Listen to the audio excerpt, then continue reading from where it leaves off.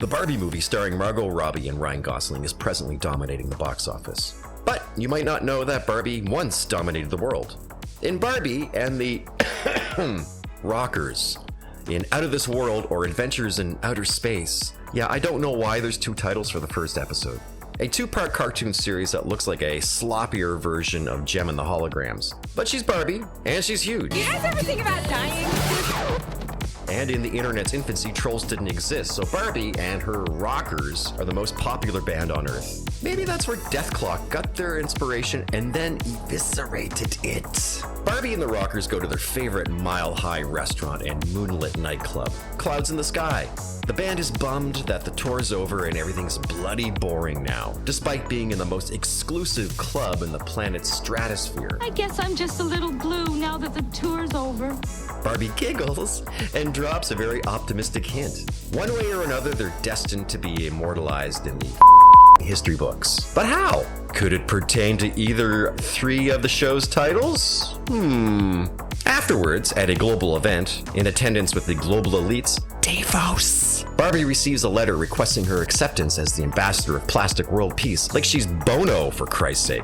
I just don't know how she can remain so humble. There she announces her next greatest spectacle, a space jam in a flower-shaped space station, bundled with her message of world peace. So naive, Barbie. Oh, so naive.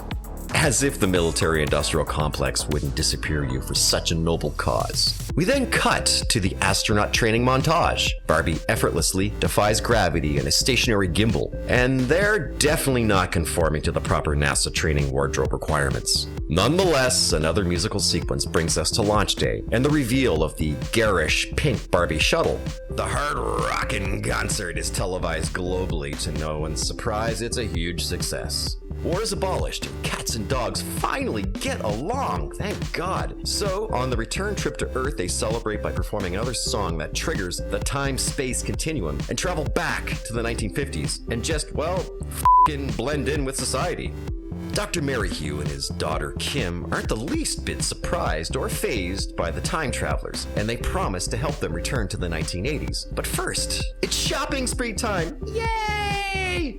They deem it necessary to become a smash hit musical sensation in the 50s, as well as change their name to Barbie and the Sensations. But this poses a potential problem for the future timeline. Are you ready to rock? If they become a sensation in the 50s for the 1980s, how would this play the out? You have to want to know, okay? Do it again.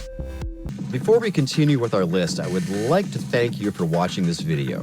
It means a lot to me. Please consider subscribing to my channel. A quick click goes a long way to achieving a greater reach for my videos. If parallel dimensions are reality, I suppose that they would be okay since they're affecting a parallel reality. If that's untrue, how would the Sensation and the Rockers seamlessly transition this line? God damn you all! At the end of the day, it really doesn't matter. It's a Barbie cartoon after all, and not the Mandela effect. Spoiler alert, I am your father. More hijinks and tomfoolery ensue at the malt shop. Ken asks Kim if she would like some frozen yogurt, and this creates false tension. "What's frozen yogurt?" Kim responds, how about a banana split?" Kim is elated, but it doesn't matter because she knows that they're from the future, and the subterfuge is stupid at this point.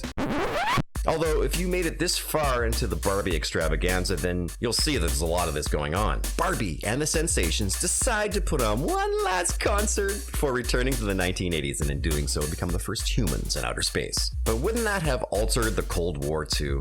But it's of little concern to preteen fans. As for me, Barbie wasn't on my radar because, as you can see from these rebellious photos, I was clearly rocking to a different beast. Although my friends teased me and called me Ken, and I did have hair like Farrah Fawcett. Getting back to the finale in the 1950s, Barbie and the Sensations do it again and conjure up the time-space continuum, as per Dr. Merryhugh's supposition that it can be activated by playing the same chords as before while the planets are aligned. And the predictability of this farewell at the gig is pretty funny, that they didn't need to be in orbit or in the space shuttle to trigger the gateway home. But once again, it. It don't matter.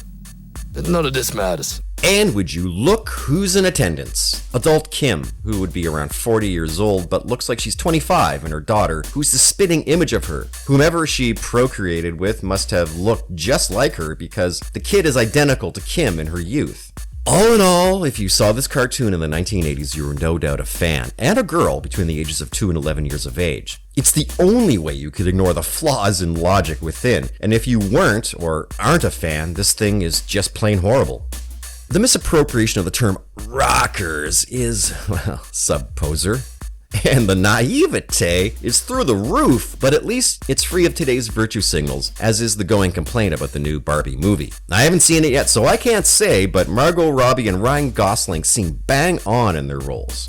For my closing thoughts, I do admit the train wreck that is Barbie and the Rockers, Out of This World, or Adventures in Outer Space, and Barbie and the Sensations rockin' back to Earth is tolerable for about 5 minutes before the Tourette's kick in. But as I always say, each to their own. Okay, that's it. Show's over. Get off my lawn.